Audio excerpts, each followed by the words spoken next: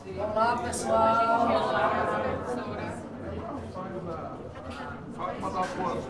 Vou dar as boas-vindas. E passa para as perguntas? Deixando as boas-vindas. Boa tarde. Direto. Volta, fica aqui também. Pessoal, vamos começar? Boa tarde. Boa tarde. Eu vou começar perguntando à imprensa. Que país vocês querem para os próximos 4 anos? Não, pessoal, mas enfim, vamos lá. Então participem, Sérgio? Então participem da plenária para dar opinião. Inclusive porque, olha, vai ter plenárias setoriais também, viu? Mas enfim, vamos lá. Eu quero inicialmente aqui dar meu boa tarde e dizer da imensa alegria que estamos recebendo hoje aqui a ministra do Planejamento, Simone Tebet, e o ministro Márcio Macedo. E o Rio Grande do Norte hoje aqui, portanto, realizar a sua etapa que faz parte do projeto PPA Participativo, Brasil Participativo. E quero aqui ressaltar a minha imensa satisfação, porque depois dos anos recentes do obscurantismo e autoritarismo de um governo que desprezava o diálogo com a sociedade, de um governo que sufocava as vozes da sociedade, mais do que nunca agora é momento da gente celebrar exatamente a volta da democracia, a vitória da democracia, que através do projeto PPA Participativo valoriza exatamente o exercício da cidadania, promovendo a participação popular e a participação da sociedade. Então, ministra Simone, ministro Márcio, sejam muito bem-vindos ao Rio Grande do Norte. O RN também se associa a esse momento, porque hoje também, sintonizado com o governo federal, nós estamos lançando um RN participativo. Durante todo o mês de junho, nós estaremos com uma plataforma nas redes sociais, associado às plenárias presenciais que nós vamos realizar nos diversos territórios, para também o Rio Grande do Norte, repito, sintonizado com o governo federal, ouvir a sociedade e a gente construir também o nosso PPA participativo. Então é isso, imensa alegria, porque um governo que tem compromisso com a democracia, um governo que tem o compromisso de ser um governo de perfil democrático e popular, tem que fazer o que nós estamos fazendo. Governar ouvindo a sociedade. Porque nós queremos governar não é apenas para o povo, nós queremos governar com o povo. Daí exatamente a importância, repito, desse projeto, que é muito saudável. Minha querida ministra, meu querido ministro, sejam muito bem-vindos, vamos juntos, governo federal, governo estadual, construindo um Brasil e um Rio Grande do Norte cada vez mais justo e inclusivo. Sejam muito bem-vindos. Agora os nossos ministros estão aqui à disposição de vocês. A gente convidou algumas perguntas. Primeiro, Sérgio, da INTV, que é afiliada da Globo. Sérgio. Boa tarde, ministra. O PPA já recebeu 76 mil contribuições, tem 1.300 propostas, 76 mil pessoas já participaram. Eu queria saber, diante um universo tão grande, o que vai ser elencado como prioridade? Bom, agradeço a pergunta. Antes de mais, eu gostaria de dizer que é um prazer poder estar aqui mais uma vez no Rio Grande do Norte, em Natal, esta terra que é abençoada pelo sol e pelo vento, né? E temos certeza que em breve este vento e esse sol, e como disse a governadora Fátima, né? É um sol que já castigou muito o Agreste, o Sertão, castigou muito o povo do Nordeste, o povo do Brasil. É o mesmo sol que através da semente plantada faz com que a gente possa se alimentar, e é o mesmo sol que em breve, eu não tenho dúvida, com uma política nacional energética de energia limpa, transformará não só o Rio Grande do Norte, mas todo o Nordeste brasileiro, porque essa é a determinação do presidente Lula. Investimento forte em plano nacional de energia renovável. Em breve, os senhores e as senhoras vão ouvir muito falar disso através do presidente da Petrobras, Jean Paul, do próprio presidente da República e da nossa governadora Fátima. Então, eu gostaria de só antecipar o que consta do nosso ministério que se refere ao planejamento. Planejar é isso, é pensar, elaborar e depois os ministérios executarem aquilo que foi planejado. Este é um governo diferente, é um governo que planeja com o povo, é isso que significa o PPA. Então, a sua pergunta de forma objetiva é respondida devolvendo a este mesmo povo a pergunta. Porque nós vamos selecionar no cadastro, nós temos uma plataforma digital, é a primeira vez que o PPA é participativo na sua inteireza, porque não são só as plenárias dos conselhos que participam com a sociedade civil, mas qualquer cidadão que não pode estar aqui, pode em qualquer momento acessar a plataforma do governo federal e votar. Foram elencadas e colocadas os 88 programas básicos. A população pode escolher 3 ou colocar 3 novas alternativas. O que constará disso? O que ficará como base? Todo o planejamento estratégico virá daqueles programas e ações que foram mais votados pela sociedade. É claro que nós já sabemos o que vai constar: educação de qualidade, saúde pública, segurança, geração de emprego e renda, inclusão na sua transversalidade, né, na questão de gênero, na questão de raça. Isso tudo nós sabemos que vai constar, mas o PPA é muito mais do que isso.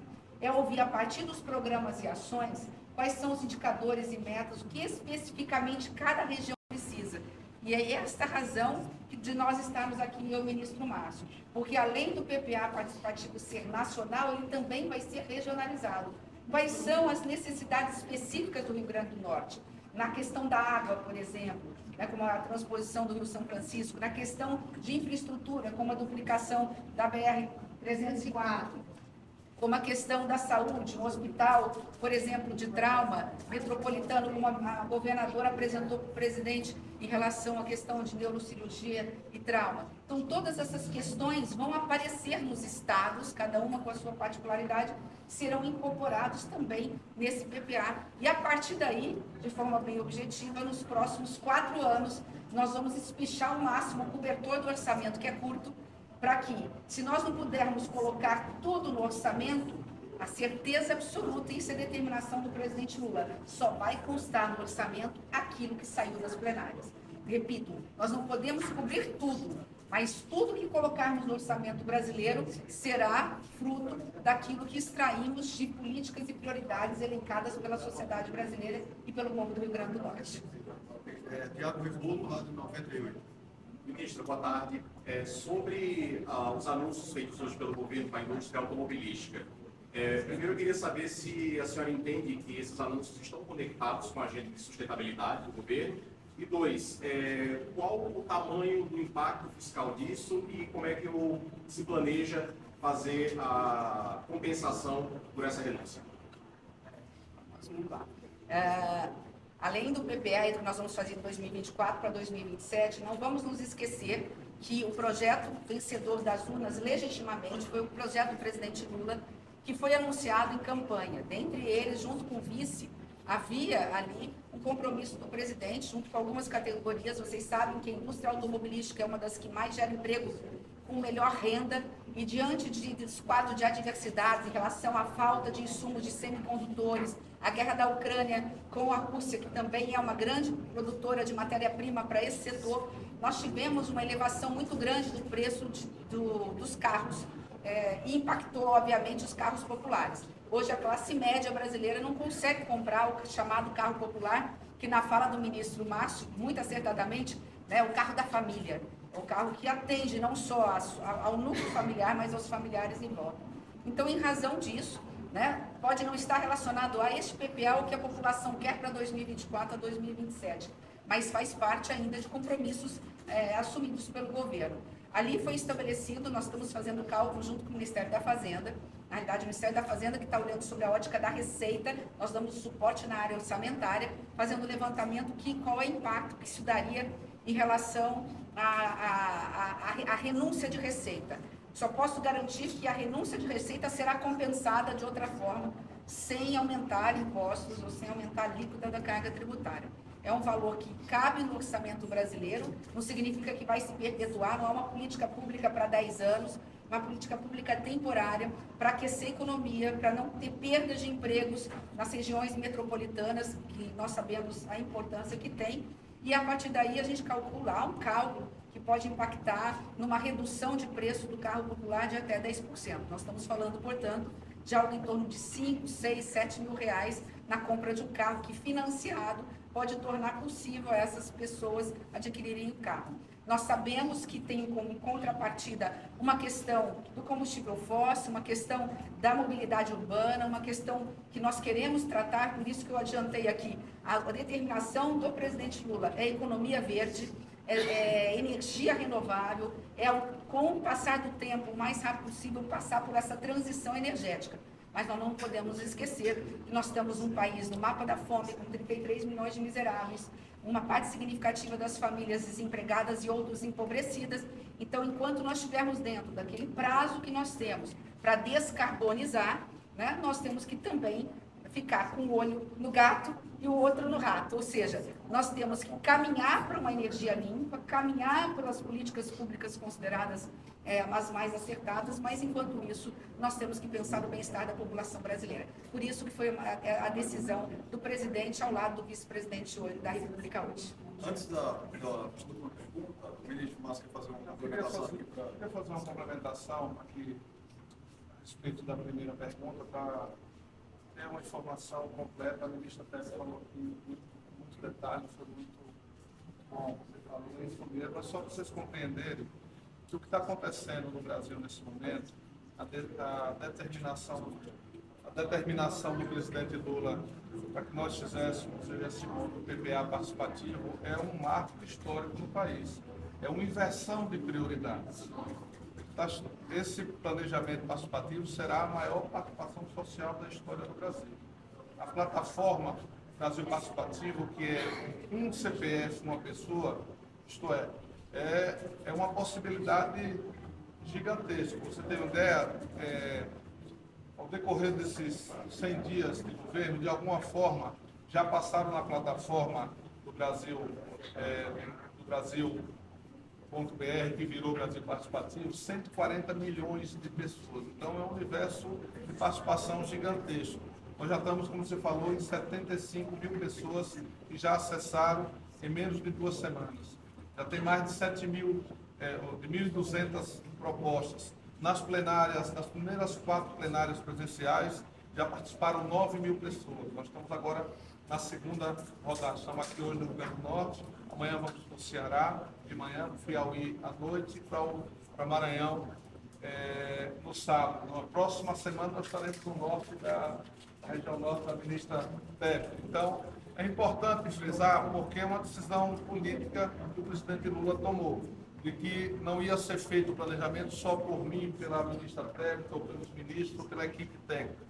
Ele disse, olha, eu quero que o planejamento participativo seja com a participação do povo, que as pessoas possam participar, possam colocar as suas impressões no planejamento do país. Então, é importante aproveitar a audiência de vocês para divulgar a participação da plataforma, que é autoexplicativa.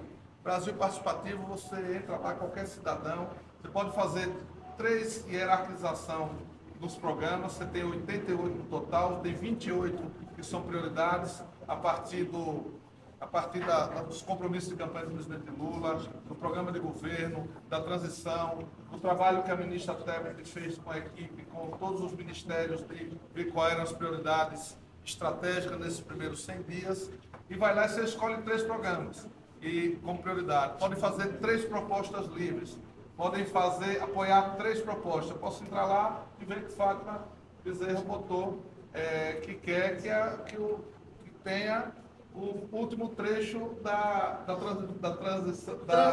transposição do Rio São Francisco. Concluir a transposição. Então, concluir a transposição. Aí eu vou lá e eu gostei dessa proposta, eu vou lá e apoio a proposta da FAP. Você pode apoiar até 3 E Falta a duplicação também, vai a 304. aí você tem aqui Essa é fundamental. a duplicação da 304, a transposição de São Francisco e o Hospital Metropolitano. Então, e você pode automaticamente divulgar nas suas redes sociais. No mesmo momento que você faz, você já divulga que participou, divulga que você votou, faz campanha para que as pessoas participem. Então, esse é um novo jeito de fazer gestão no Brasil.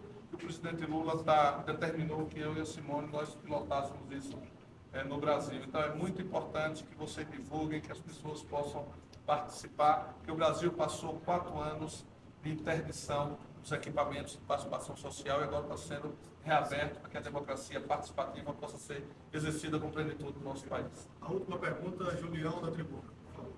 Ministro, a senhora tem dito que o país cobra muitos tributos e cobra mal.